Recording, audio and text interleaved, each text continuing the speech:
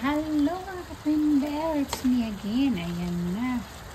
Malapit na pong maluto ang aking butter shrimp. Okay. So, kunti na lang yan. Magluluto na yan. So, lulutuin ko naman. Tinanggalan ko talaga sila ng ulo kasi yung mga hindi naman nakain yung mga bata ng may ulo tsaka ng matanda. So, mga majority. So, after that, I'm gonna cook start na rin ako magluto ng kanin. Ito ang isusunod ko, ang squid. Siguro sa akin. Tsaka, kaya ano lang yan. Kay French. So,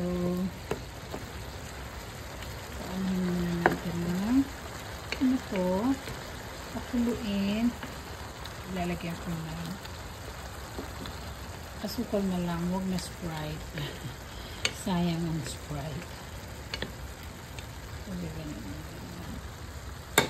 Lalagyan ko ng sugar later para medyo matamis-tamis siya.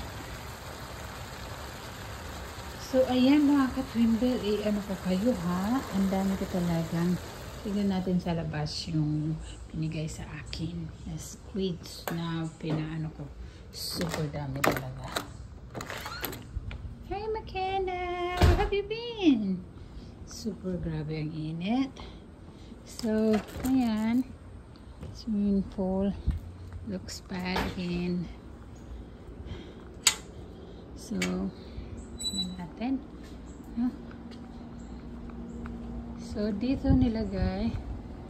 Lagay ko siya dito sa cooler para lumambot. So, ang dami, diba?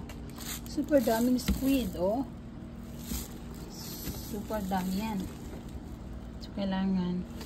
So, kailangan kasi nag-a-ice pa siya. So, kailangan para mailagay ko sa Ziploc, malinisan at malagay sa Ziploc. So, baka bukas, ready na yan. Malambot na yan. Pero mamayang gabi, lalagay ko lang siya sa fridge. Baka kasi matunaw na. Wala na yung ano, at saka magkaroon ng amoy. So, lagay ko lang siya sa fridge mamaya. So, yun lang, no? Pinakita ko lang sa ito. And, balikan natin. Lagyan ko lang siya ng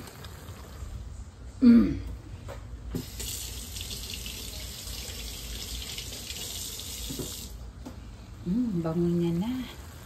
Maano ko yung butter. Yun yung butter. Sabaw ng butter. So, yun ko ng konti.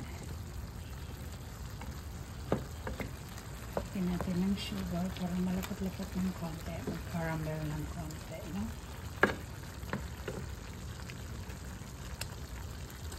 So, anyway, mga ka-Twinbell, tapos natin, nag-pista lang sila kanina.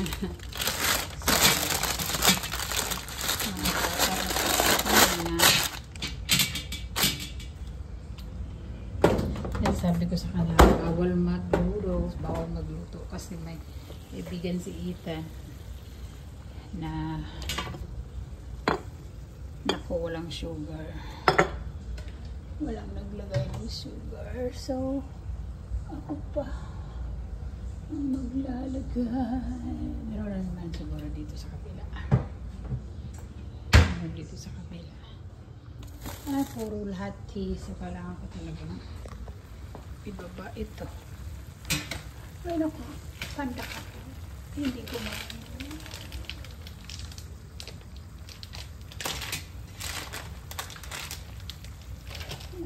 maabot. Ay, hindi mo po. Hirap pagpandak. Walang kwenta. Minuto. Ang hirap maging pandak. Ayan. So, baba ko yung sugar.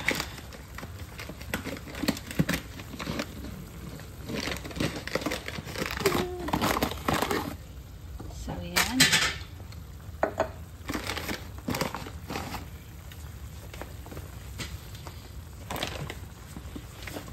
yan lang muna mga katunbel ha.